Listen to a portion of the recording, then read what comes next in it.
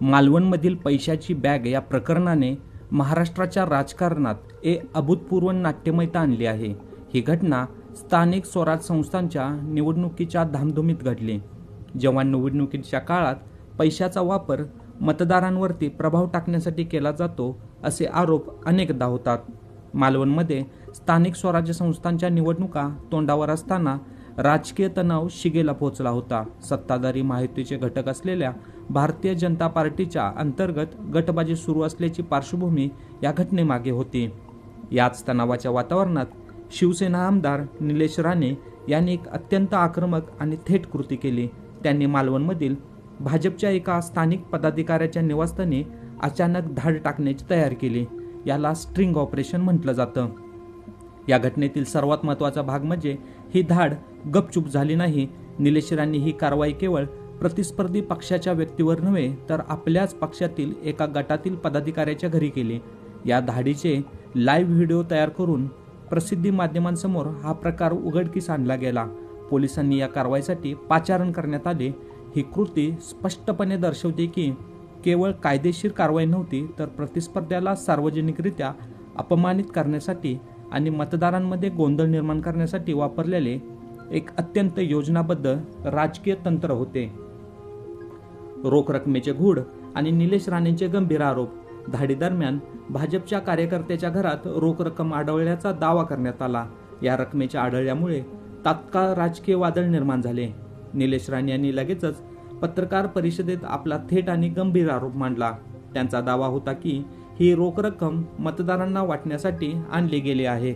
याचा अर्थ ही घटना आदर्श आचारसंहितेचा भंग आणि थेट निवडणुकीतील भ्रष्टाचार होती, असे राणे गटाचे म्हणणे होते. राजकीय निरीक्षकांच्या मते निलेश राणे यांनी स्ट्रिंग कारवाई हा शब्द वापरून या घटनेला केवळ राजकीय विरोध न ठेवता नैतिक आणि कायद्याच्या चौकटीतील कारवाईचा रंग दिला. या ऑपरेशन बाह्य विरोधकांविरुद्ध नसून भाजप युतीमधील स्थानिक वर्चस्वाला आव्हान देणाऱ्या गटाला लक्ष्य करण्यासाठी वापरलेले अत्यंत आक्रमक साधन होते. राणे कुटुंबाला कोकणातील राजकारणावर आपले पूर्ण आणि निर्विवाद वर्चस्व नियंत्रण ठेवायचे आहे आणि त्यासाठी विरोध करणाऱ्या पक्षाच्या स्थानिक कार्यकर्त्याला सार्वजनिकरित्या पराभूत करणे हे कारवाईचे एक मोठे कारण होते. राणे कुटुंबाचा बचावत्व आणि आक्रमक पवित्रा. मालवण कॅशकांड उघडकीस आल्यानंतर राणे कुटुंबाने लगेचच दुहेरी राजकीय भूमिका घेतली, जी त्यांच्या राजकीय व्यवस्थापन कौशल्याचा भाग होता. मंत्री नितेश राणे यांचा बचाव. निलेश राणे यांनी आरोप केल्यानंतर मंत्री नितेश राणे यांनी तातडीने हस्तक्षेप केला. त्यांनी साठवलेल्या रोख रकमेचा संबंध निवडणुकीतील गैरव्यवहाराशी नाकारला. नितेश राणे यांच्या प्रक्रियेनुसार संबंधित पैशाचा खुलासा हा त्या व्यक्तीच्या वैयक्तिक व्यवसायाशी संबंधित होता. वैयक्तिक व्यवसाय असे स्पष्टीकरण देऊन राणे गटाने मतदारांना वाटपाच्या आरोपापासून स्वतःला दूर ठेवले. अशा प्रकारचा बचाव राजकीय पक्षांना तात्काळ कायदेशीर गुंतागुंत कमी करण्यास मदत करतो, कारण यामुळे निवडणूक आयोगाला आचारसंहितेचा भंग सिद्ध करणे अधिक कठीण होते. हा स्पष्टपणे कायदेशीर पळवाट शोधण्याचा प्रयत्न होता. या वादाच्या पार्श्वभूमीवर भाजपचे नेते नारायण राणे यांनी एक महत्त्वाचे राजकीय विधान केले. त्यांनी स्पष्ट केले की स्थानिक स्वराज्य संस्था निवडणुकीत भाजपचा संपूर्ण पाठिंबा केवळ भाजप उमेदवारांना असेल, इतर उमेदवारांना नाही. या विधानाचा सखोल अर्थ असा आहे की ज्या भाजप कार्यकर्त्यांच्या घरी धाड टाकण्यात आली तो राणे गटाच्या अधिकृत परिभाषेत बसत नव्हता. म्हणजेच तो राणेंच्या इच्छेविरुद्ध किंवा त्यांच्या राजकीय धोरणाविरुद्ध काम करत होता. त्यामुळे कॅशबॅक प्रकरणाला या विधानाची जोड दिल्यास हे स्पष्ट होते की राणे गटाने अंतर्गत मतभेदांना उघडपणे आव्हान दिले आणि आपल्या प्रतिस्पर्ध्यांना निवडणुकीतून बाहेर काढण्यासाठी राजकीय आणि कायदेशीर दबाव आणण्याची दुहेरी चाल केली. हे प्रतिस्पर्धी ते भाजपचे असले तरीही हे संपूर्ण प्रकरण स्थानिक भाजपातील वर्चस्वाच्या संघर्षातून निर्माण झाले. निलेश राणे यांनी पोलिसांना पाचारण केले होते आणि रोख रक्कम जप्त करण्याची प्रक्रिया झाली असणार. तथापि या संपूर्ण प्रक्रियेनंतर कायदेशीर कारवाई कोणत्या टप्प्यावर आहे हे सार्वजनिकरित्या आपल्याला समजू शकले नाही.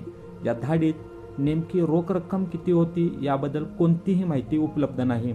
तसेच पोलिसांनी या प्रकरणावर अंतिम निर्णय काय घेतला, म्हणजे गुन्हा दाखल केला आहे की नाही किंवा पैशांचा स्रोत व्यवसाय म्हणून स्वीकारला की नाही, याबाबत कोणताही तपशील समोर आलेला नाही. राजकीय आणि कायदेशीर विश्लेषकांच्या दृष्टीने नेमकी रक्कम आणि अंतिम कायदेशीर कारवाईचा तपशील नसणे हे अत्यंत महत्त्वाचे आहे. जेव्हा अशा प्रकारची प्रकरणे मोठ्या राजकीय नेत्यांशी संबंधित असतात तेव्हा कायदेशीर तपास अनेकदा राजकीय दबावाखाली येतो, ज्यामुळे प्रकरणाचा अंतिम निकाल लागण्याऐवजी ते अस्पष्ट आणि वादग्रस्त स्थितीतच राहते. या कायदेशीर अस्पष्टतेचा उपयोग दीर्घकाळ राजकीय चिखलफेकीसाठी होतो. विरोधी पक्ष येथे राणेंचा अंतर्गत गट सतत लाच किंवा गैरव्यवहार म्हणून आरोप करत राहतो, तर बचावकर्ते येथे नितेश राणे व्यवसायाचे पैसे म्हणून बचाव करतात. यामुळे कोर्टात केस सिद्ध होण्याआधीच जनतेच्या दरबारात या प्रकरणाला निवडणुकीच्या गैरव्यवहाराचे स्वरूप प्राप्त होते, ज्यामुळे निवडणूक निकालांवर परिणाम करण्याची शक्यता खूप मोठ्या प्रमाणात वाढते.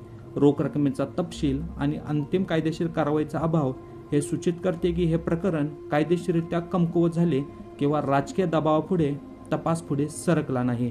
जय महाराष्ट्र.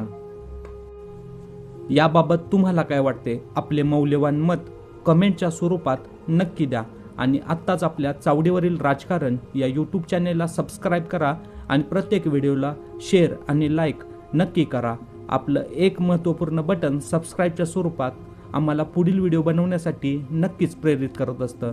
जय महाराष्ट्र.